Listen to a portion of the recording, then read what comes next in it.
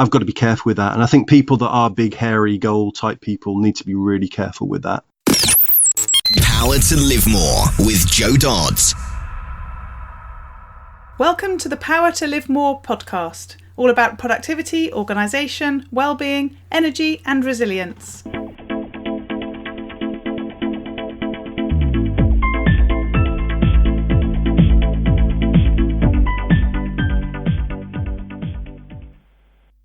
I'm Jo Dodds, and I started this show to enable interesting people to share their stories about how they use their power to live more, and by that I mean to do the stuff that they want to do more than the stuff that they need to or should do. It's about creating a life for yourself where you have the energy, health and space to be happy and fulfilled, spending your time as you'd like, whether that be at work, home or somewhere else entirely. That's your choice. Hello, my name is Ellie Dodds and I'm co-presenter, and today Joe's interviewing Steve Jones of steve-jones.org. Steve and Joe met as they are both associates with an organisation facilitating grassroots digital training. They met on a project and spent a lovely evening chatting all things digital, productivity and, as you will hear on the show, about the power of movements. Steve makes his home in Exeter in the beautiful southwest of England with his wife and 4 children. Son in a 9-member multiracial family, he spent some of his childhood in Africa. He regularly retreats to the wild spaces of southwest England to camp, walk, run, swim, surf, cycle and recharge. He's daily immersed in a book or browser and has completed an Ironman triathlon. A trained coach and experienced speaker, lecturer and trainer, he is an MA in leadership development, and as part of his ongoing development is a distance learning Master of Philosophy and PhD student. His research is into viral movements to change the world, mixed in with a background in developing businesses, charities, faith communities and social enterprises. Back to the studio. Today I'm interviewing Steve Jones of steve-jones.org. Hi Steve, thanks for joining me. Hi Joe, no problem. It's funny that we've started our conversation before we came on air having a debate about whether it's a dash or a hyphen, so hopefully the conversation will move on to more interesting topics. Absolutely. So start by telling us who you are, what you do and where you do it.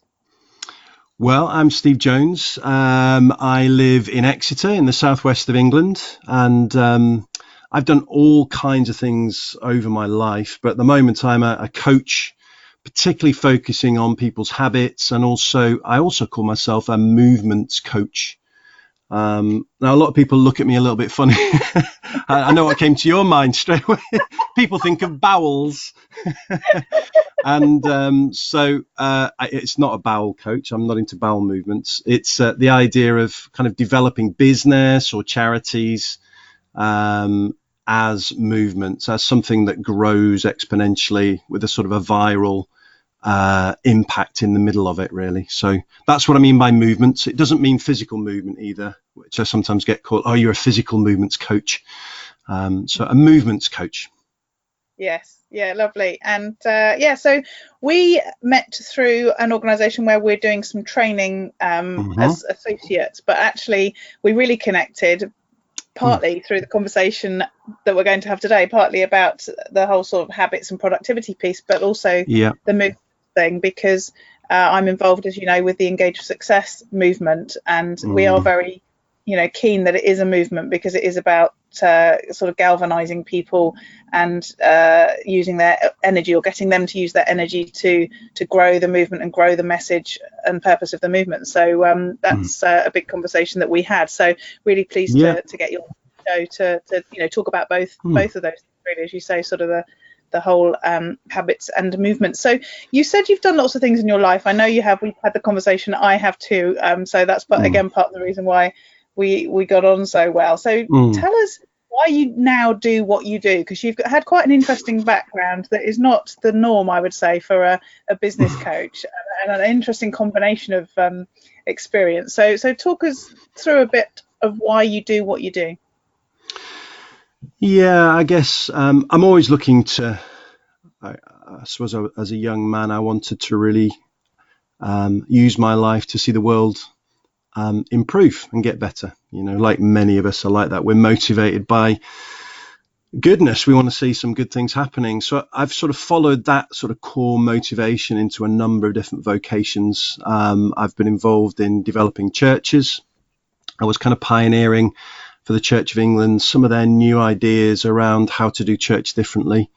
So I've done that, spent some time sort of in faith groups, if you like, but also excited about business and the potential for business. So got helped to set up several social enterprises here in Exeter, and now my own business now with coaching and training and lecturing and so on. So yeah, I do what I do because it sounds a bit like everybody says, we want to change the world, but I actually do want to do because I do want to change the world, and I feel that changing the world, movements is a real big part of that.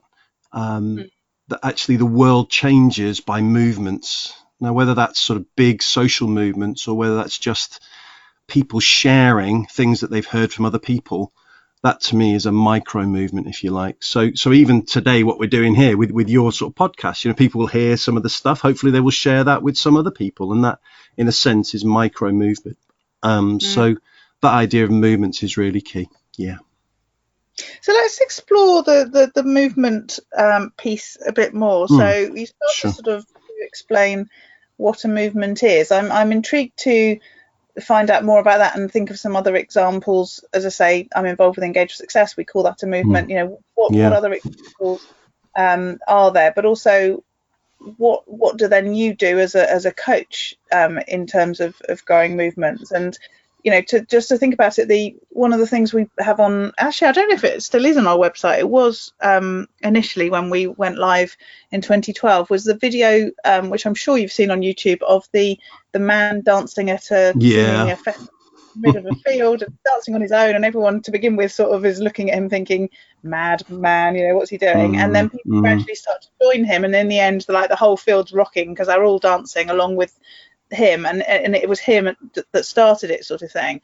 And that's used quite often, isn't it, as a sort of example of how a movement would start, if you like, not necessarily with people dancing, of course. But give us your sort of view on movements and where they start, why they're important, how they've happened, all that sort of stuff. Oh, there's a book in here somewhere, Joe. But I think there's two different ways of looking at an organisation. One is, in a sense, as an institution, and one is as something that's a bit more organic. So I find the organic metaphors for the ways we look at our organisations really helpful. So I tend to, whenever I talk about movements, in my mind, I'm thinking the job of us as movement leaders, if you like, or people that want to stir up movement, is that of a horticulturalist or a gardener, somebody that just kind of nurtures, somebody that doesn't necessarily shout at the plant or force things to happen, but just creates really nice environments around that sort of organization in order for it to properly grow as a movement. So I think there are definitely two different ways to lead. It's almost like on a spectrum, really. You've got sort of movement style leaders at one end, and at the other end, you've got sort of more institutional hierarchical leaders. And it really depends on how we look at our organization as to whether we're going to see it develop as a movement or not. So it is really down to the leadership style and the way that the leaders are looking at their organization. Is it an organism, something that's living and growing, or is it a hierarchical institution, something that's very in or out, something very very clear? The thing about movements is that genuine movements are very messy. And I love a book. One of the books I just want to throw in was one I read a few years ago called Chaotic. You may have heard of that. It was written by the founder of Visa, which is obviously this sort of more organic movement, if you like. It's now one of the biggest companies in the world. But he talks about chaotic, this idea that there is chaos, but we also need a little touch of order in there as well. And it's our job as movement leaders to kind of see the chaos, yes, see the growth, yes, see the organic thing happening, but also bring in a touch of order into that as well. So it's a really hard job to be a movement leader, actually, because you're working with both these sort of mindsets of mostly organic, but a little touch of order in there as well. I look at our movement, the Engage for Success movement, and we have a really small core team at the moment because we don't have any secondees working with it. So there's not very many of us there, and yet people are looking to us to do stuff and tell them what's happening and create not necessarily, rules and regulations, but sort of give them guidance. And actually it's supposed to be people going off and doing their own thing, as you say, that messy thing, but naturally people want some direction, don't they? So I get what you're saying about how you need that, but how it's a fine balance, because I think it's really easy to tip into people expecting the leaders to make decisions, and then it all becomes about dissemination and implementation, and that isn't a movement, is it? No, absolutely not. But you do need a bit of both. I've got a friend who's in the middle of the climate change. Oh, what's it called? The one in London. Just remind me of the name. Where they all stop London completely. Yes, I can't even tell you what their name is. No, Extinction Rebellion. So that's a really interesting and quite controversial kind of movement, if you like. Yeah. And even there, and I know one or two people in the middle of that whole thing, and that idea of bringing direction to it. They're obviously very wary about that because they are a genuine people movement, but they're recognizing that they need some organization, even in the middle of something as organic as that. So they are starting to introduce just gentle ad hoc measures. I think ad hoc is a great word for movements because it means you're setting something up temporarily and for a function. It's not going to be there as an institution, as something forever. It's just maybe a policy for a season or a member of staff for a season, and just to kind of stir. The priority, obviously, is the nurturing of the movement. It's quite interesting looking at that movement, how it'll go from now on, really. Yeah. So as a movement coach then, what are you trying to do? How do you help people? Well, it's always linked in to me with habits, and habits and movements is one of the initiatives I'm involved in. So for me, it's about helping that movement leader, not just seeing the outside kind of marketing or business type mindset, but also the more internal kind of personal development about personal life, your personal habits. And so many of these movements, particularly social movements with activists who I work with as well, they collapse after a year or two because they haven't quite got these sort of habits in place. And I think that's probably the case for business leaders as well. They get something going, it's getting exponential, the business is growing. But if they haven't got certain habits in place, the thing tends to collapse, and that exponential curve either plateaus or completely goes. So I'm working a lot on the kind of stuff I guess you and myself work on, which is personal habits and having our lives kind of able to cope with these incredible chaotic happenings. Mm-hmm. I work a lot on personal things. Yeah, so tell us a bit more about what that looks like. What are those habits that help people to then, be ready to help other people to grow these movements? Well, there's your classic kind of personal kind of health habits. But one I would recommend, that this is a deeper sort of thing, is that of journaling and of going quite deeply inside yourself. But to be a movement leader, you have to be really more secure than a normal leader. Because the thing about being a movement leader is it means you're not necessarily on that platform getting the glory, getting the recognition. Because a lot of movement leaders are actually hidden leaders. So if you look at, Extinction Rebellion, for example, we haven't got a clue who the leaders are. It's not as if there was a Martin Luther King kind of leading the thing. There isn't. It's sort of hidden. So in a sense, you have to be more secure. So in order to be more secure, obviously you need to be doing some of that inner work in life. So that would be, that can be a habit. Journaling, reflection, spending time with a mentor, just keeping that internal life as healthy as possible, your emotional health, your I guess your spiritual health, as healthy as possible, because that actually out of that will come that sense of movement, I suppose. So yeah, it's a deeper work. It's also about daily habits, getting up early and having good sort of physical health habits, etc. But there is that sort of deeper work to do. See, I'd be no good at that. I don't get up early.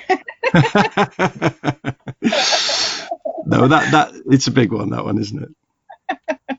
It's something I struggle with, but I know that, and there's been some research done, hasn't there, that some of the top end leaders tend to be people that get this sort of morning piece really organized. It's not, I'm not trying to put a heavy thing on you or your listeners or on myself, but that is the sort of the researched reality, is that the people that get up early and do several things in the morning tend to have more productive days, really. Sad, isn't it? Well, it's something that people have made a big thing of, with all this miracle morning and everything else. But I still take the view that firstly it's personal, and secondly, you can get all of those things done just at a different time of the day. Yeah. Because my morning starts later than other people, but it's still my morning. So what about yourself? Tell us how you get done what you need to get done, because you're working in different areas. We've said at the beginning, we both work as associates for a company, as well as the things that we do for ourselves. So how do you fit everything in and make sure that you're focusing on the important things, given that you have different people and organizations pulling on your time? It's the biggest challenge in my life, really. I found some things particularly helpful. I mean, when I was 21 years old, I just picked up a book. Somebody gave me a book, and it was called 7 Habits of Highly Effective People. I didn't know at the time how big it would become, really. And that book seems to have been one of the key books. Stephen Covey, 7 Habits of Highly Effective People. In there, he talks about, really thinking about your roles, your hats, and looking at prioritizing those. So that does help me, in terms of me as a dad, that's important, and as a husband, that's important too.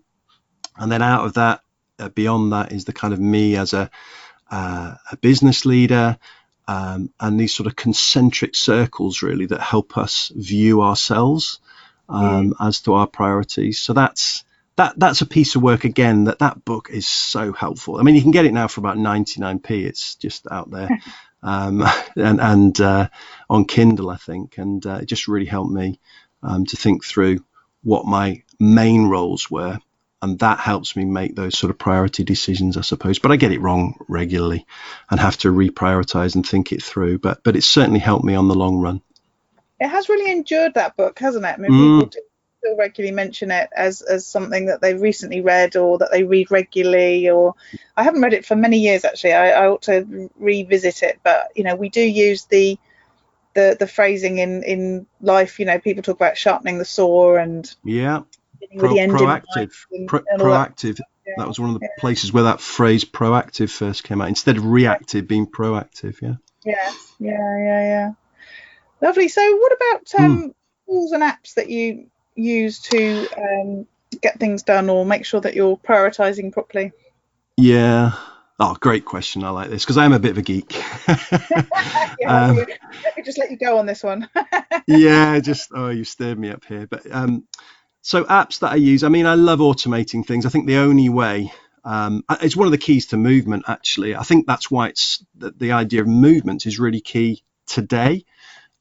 Because for the first time really ever in sort of human history, 1 or 2 people can kickstart something using online tools, particularly around automation, to actually start movements. And that is just a massive phenomena throughout the world.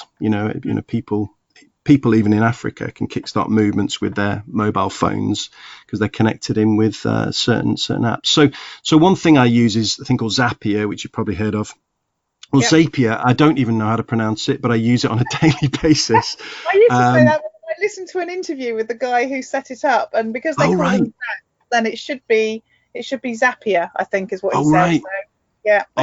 I'm so, you've cleared that up, because I've always been confused about that. Thanks, Joe.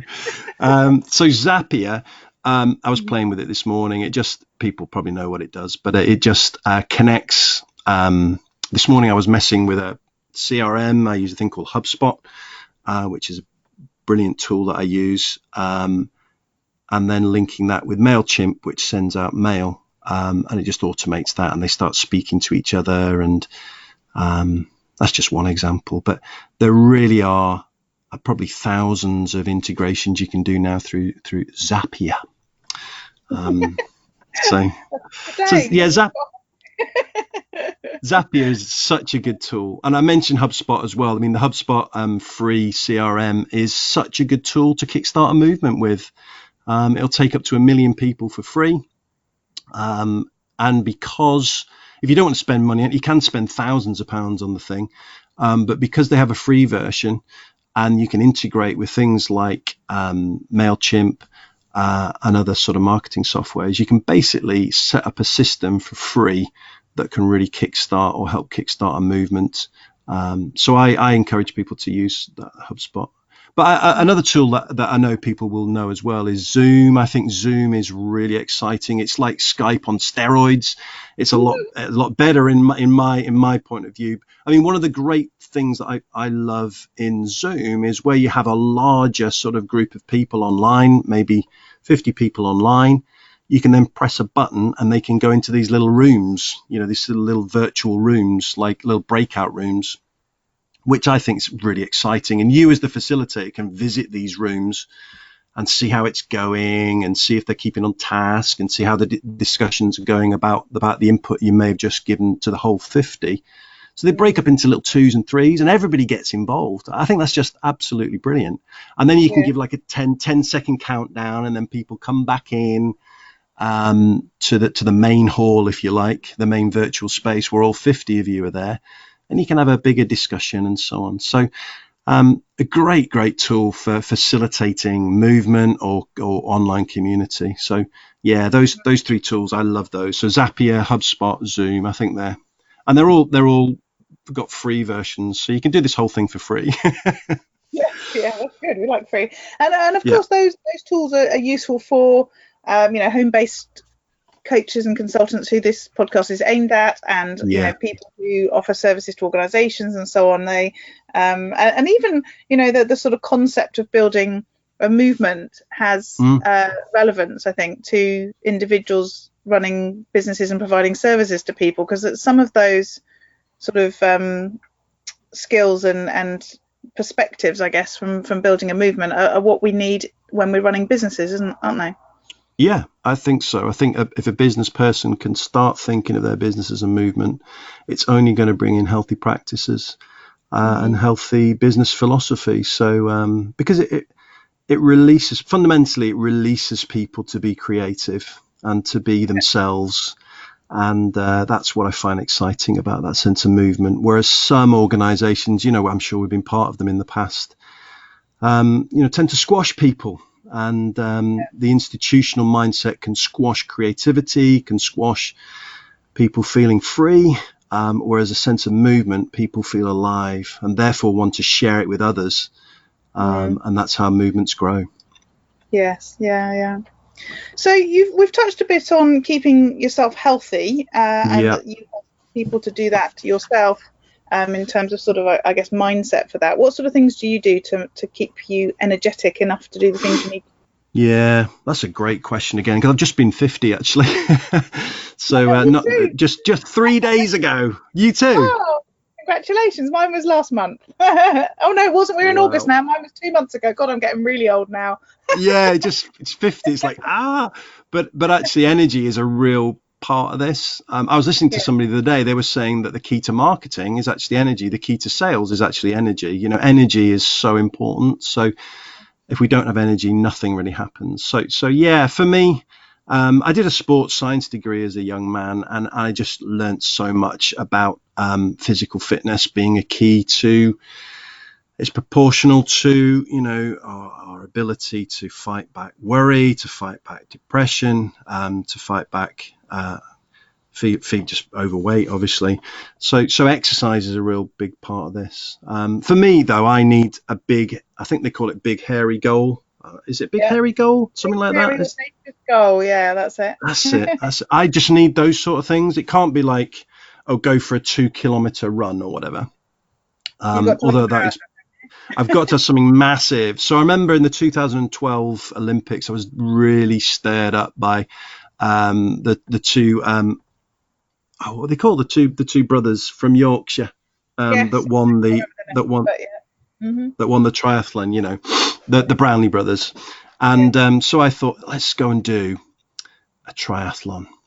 And let's go and do a triathlon with that's really big and hairy. So I went for the thing called an Ironman triathlon.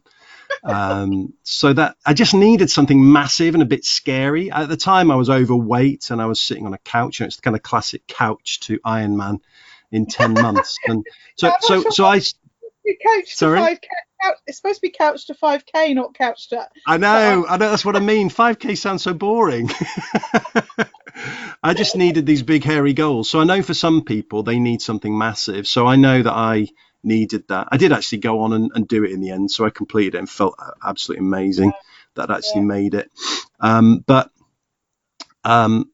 So for me, that's a real key, a big hairy goal. And having mates around you for exercise is really important. It's hard on your own, isn't it?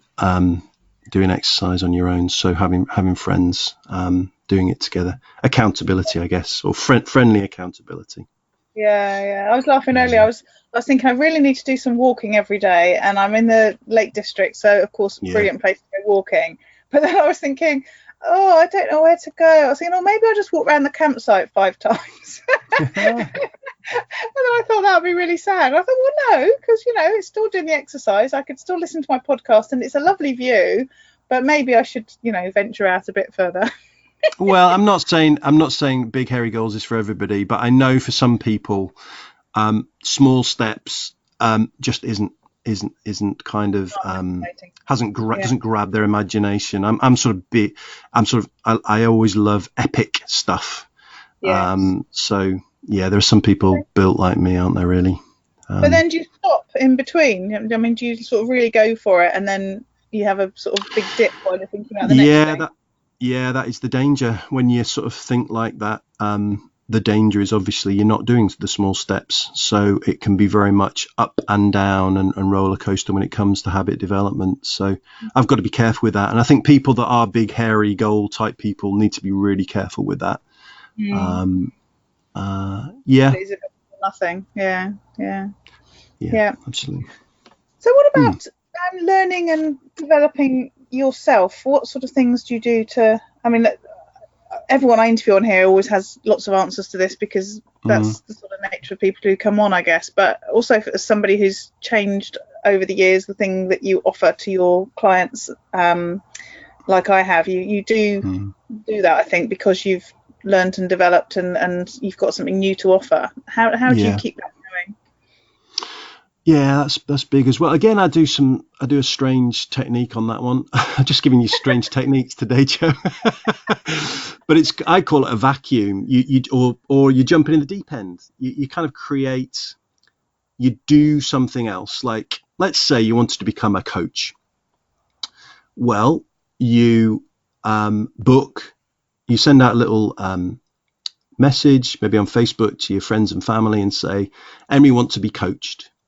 And the minute you've done that, you've created like a vacuum of knowledge in yourself. And you're thinking, my goodness, I'm going to be coaching my Uncle Fred on his smoking habit or whatever next week. I best go and do some learning. And that motivates you to go and do learning. So the idea of almost creating a role or a task for yourself that is really beyond you, kind of almost in desperation, it forces you to go and do some learning about that. And that seems to be the way that I've done a lot of this. So I've called myself a coach perhaps before I actually was a coach. So and you think, oh my goodness, what am I going to do?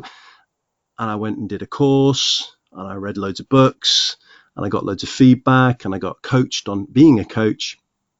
And out of that sort of sense of desperation. So yeah, it's almost like a vacuum, if you like. You sort of create an artificial vacuum, and then you just have to fill it. Yes, Another sort of way of describing that is about just-in-time learning. I think a lot of people do sort of procrastinate by learning. They want to learn new things, and they do that, but that stops them doing the things that they really ought to be doing. But actually working on the basis, as you say, that you create something or create a need, and then you have to go and learn whatever it is to fulfill that need at that moment, can be a more sort of productive way of continuing to learn, but only what the stuff that you need and that you're going to implement. That's super. I love that. I think a lot of learning is curriculum driven, and it can just get a bit duty. It kind of comes from a sense of duty rather from a sense of passion, isn't it? I mean, school is like that, isn't it, for young people? It's just curriculum driven a lot of the time. And when I do go into schools, which I do some certain things in schools as well, I see a lot of unmotivated young people because basically it's not touching where they're itching. It's not scratching where they're itching, the actual learning. So, yeah, just-in-time learning. I like that. But then there's the other side to that if you're going to create this vacuum, so you're going to sort of put yourself out there and say whatever that might be, in the example you used, I'm going to be a coach. There's that whole imposter syndrome thing that stops people doing that as well. I mean, I absolutely do, I think, what you do at times, which is I offer to do something, or even things like when I first started with my business, I had a publishing business, and I had local businesses advertising with me, and then I read a book about how to set up WordPress websites, and I thought, I can do that. So then I started teaching people how to set up their own WordPress website, but it was a bit by the skin of my teeth, because I'd only literally just set mine up. But you've only got to stay a little bit ahead of the people you're teaching, don't you? You do, and I think that's actually a better model of teaching, because you're not there as the expert. And people get put off by experts because they think, I can never be like that. I can never be like that. But if they're learning something like WordPress off somebody that's just maybe just a step ahead of them, that does actually give them more motivation. So there's real pros in this idea of, well, you call it imposter, but I know what you mean by that kind of sense of imposter. But there's a more positive way of looking at that actually is a really good model of learning. Yeah, definitely. Lovely. So last couple of questions. What about those days when things go horribly wrong? What do you do to bring yourself back from the brink? I just, it is hard, isn't it? When you're really into personal development things and developing habits and developing movements or businesses or whatever, we tend to be idealists. So that we have this, we talk about, don't we, the ideal me, the perfect me, the ideal day, what would I be like in 5 years from now? So we're always working with this sense of ideal, and I think that sometimes does create at the end of a day or a month or whatever, we can feel pretty low about ourselves, and this is perhaps what I just want to share about this sort of area.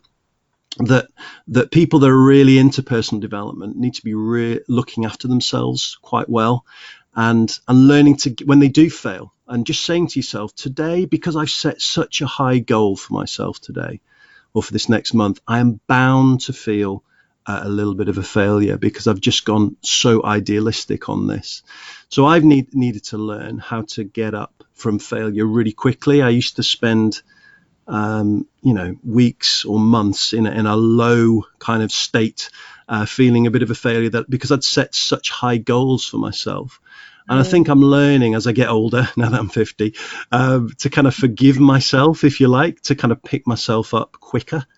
But that's the real key. Just forgive yourself, Steve. It's okay. You've failed again, but just get up, dust yourself off, and just keep going. I used to spend too much time in that low failure mode, kind of mulling over why I was failing, etc. But really, I just need to learn to get up quickly and get going back onto those ideals, because I don't want to compromise those ideals. I still believe in pushing myself forward and growing and so on, but I do need to forgive myself easier and quicker. Do you think that's the downside of that sort of the stuff you talked about at the beginning around being more sort of internalized about what you're doing? So because you're sort of self-reflecting more, you know, with your journaling and all that sort of stuff, that sometimes that can be the sort of result, that if you don't also think about, as you said, pulling yourself away and looking and seeing how far you really have come or what you have achieved, you can end up sort of sometimes caught up too much in focusing on the things that you haven't done, when you've actually done a lot. You've just not done the thing that you are aiming to do, you know, at the end of it, sort of thing. Yeah, I absolutely agree with that, Jo. And I think reflection needs to be looking at, you know, what have I achieved, not necessarily what I haven't achieved. So I just think that personal development people, if you don't mind me using that phrase, you know, that group of people that are interested in growing themselves, just need to be really careful to look after themselves, because I've seen a lot of people crash and burn within this movement. And let's just be gracious to each other, and gracious particularly to ourselves, and forgive ourselves and say, Steve, you know, let's just keep going. It's worth it. And then you look back over the years, because obviously being 50, I've had a few years now, and then you do see that the incredible growth over the last years or even decades. Yeah. And what about on those other days, those days where you've had the chance to live more? And that's where I talk about you getting to do more of the things that you want to do and less of the things that you feel you should do or you have to do. What do those days look like for you? Well, I think because of the movement kind of concept that's always at the back of my brain, I think I'm always wanting to have coached and trained. I think coaching and training are just two real skills to any movement leader. And after any coaching session, I always come away and think, wow, that was great. That person there has been empowered and is motivated and wants to go and do things. The same with training. So after any training or any coaching, I always feel that was time really well spent. More personally, I enjoy just slowing life down. I think there is this book, actually, isn't there, called Slow, and it's brilliant because it talks about the whole slow movement, which again I think is a good counter for people that are within the personal development world, where it's all about goals and achievement and so on. I think a good counter to that is this idea of doing things slowly. That's something really healthy. In whether it's in the book, it talks about slow food, you know, just slowing that whole process down, having slow meals with your family, having slow families. It talks about as well, where I can look at my kids in the eyes and have time with them on a daily basis. So that would be, looking back at a good day, it would be where I've done some things fast, but also some things slow in terms of the quality of life as well. And I think that's really important for personal development people, that we appreciate fastness and goals and achievement and KPIs, but we also need to understand slowness and depth of relationship, and just learning how to waste time again. I say that in a sort of a obviously not about truly wasting time, but just wasting time, perhaps just hanging out with my kids, perhaps going for a walk, perhaps having some slow food. That is not wasted time. That's just quality refreshment, and that's a good day. Yeah. Lovely, thank you. I can feel myself experiencing that day. It sounds You have a slow day in that caravan. I was going to say, mind you, I am sitting in a caravan, so I probably am having a bit of a slow day, especially since I didn't start doing anything till 12:30, because I went off to have coffee with my fellow campers. You know? Super. Lovely. So thank you so much, Steve. It's been great talking to you today. Tell people how they can find out more about you and connect with you. Okay, well, I've got a personal kind of blog, which is steve-jones.org, where people can just get to know me. But I'm also developing a whole kind of business, if you like, or a whole movement around this idea of habits and movements. So habitsandmovements.com, or habitbreakthrough.com is another site that I'm developing some habit ideas. So that's habitbreakthrough.com. Yeah, lovely. Thank you. Really appreciate your time. Okay, Joe, thanks. All this information is available in the show notes, which you can get to if you go to powertolivemore.com/ in this case 123. And this week I just want to reflect on the whole idea of thinking about your body clock when you are deciding what you're going to do and when. Many of my guests, or some of my guests, talk about being night owls like myself, or if you've read the book The Power of When, then we're known as wolves. So there are 4 types that are discussed in the book. So that's the lions, who get up at some ridiculous hour in the morning, job done by sort of 8 o'clock.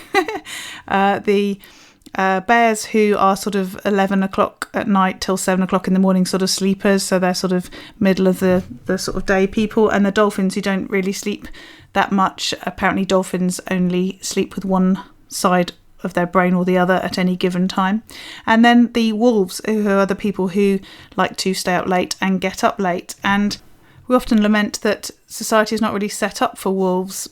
Ellie, the co-host of the show, my daughter, is like me. She'd really like to stay up late and get up late, but she obviously has to go to school in the morning, and that involves getting up early. She has to get on a school bus by 7 o'clock. As you know from the podcast that I did with her, if you listen to it, show 100, she actually has honed her morning routine down to only 10 minutes so that she can spend the most time in bed that she can before she gets up and still catch the school bus.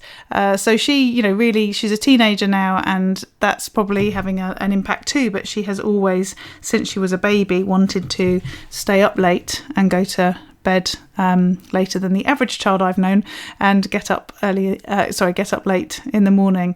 And so, yeah, society's not really set up for her. And also, again, discussed on the podcast on a regular basis, is how when we leave corporate and start our own businesses, then we often start running things in the same way that we've done before. So we sort of imagine we've got to do 9 to 5 as a minimum, and even if we're doing more hours than that, we still make sure we're available during those times, because that's what we think we should do when we have a business, because that's what we do when we're at work. And again, if you've been a long time listener of the podcast, you'll know that I tend to adjust what I do to the times that work best for me. And I interviewed somebody today who will be published sometime in November, and she was talking very much about how important managing your energy is and finding the things to do that suit your given level of energy at any time. And I think that's so true. And I really wanted to talk about this just because I was a couple of nights ago lounging in the armchair in my office listening to music really loud whilst doing some work on my phone, and it was, I don't know, gone midnight, probably even 1 o'clock in the morning, and I was reflecting on the fact that I should be in bed because I'd got to get up reasonably early the next morning. It wasn't one of those days where I could stay in bed later, so I really should have gone to bed, but I really didn't want to, and I was really aware that I felt really good about that environment. I felt like I like my office in the morning when it's nice and sunny and bright and daytime, but actually when it's dark outside, I've got the music blaring away, I've got the sort of subdued lighting on. It just felt really a good place to be. And as I say, I really didn't want to go to bed, even though my sort of sensible head was telling me that I should do. But it just did remind me of how important it is from a productivity point of view to get really clear about when the best time is for you, for your energy to do the things that you need to do. And I'd really recommend the book The Power of When. It also includes, once it talks about how it all works, it talks about, if you're going to make a decision, this is the best time depending on your chronotype, as they say. If you're going to eat your dinner, this is the best time. If you're going to, whatever. So it's really quite interesting to read that. But as I say, just really a reminder that having the energy to do the things that you need to do at the right times is so important, that working out when your energy levels are high for certain tasks is, a really good thing to do. And just to finish off, I'd just like to say I reconnected with an old work colleague this week, and he listened to last week's show and called to say how entertained he was and how much he enjoyed the show. So that was really great to hear. And then another of my contacts, somebody I've been doing some work with recently, sent me an email and said that she was listening to the podcast. I don't know which one it was. She was listening to something and got so involved in what was being said that she completely missed her turning off the motorway and didn't realise, and had to go a really long way round to get back to where she was supposed to be. So again, not great for her probably, but really good feedback for me that there are people out there enjoying the show. So, if you've got any thoughts, please do let me know. It always makes you more motivated to continue.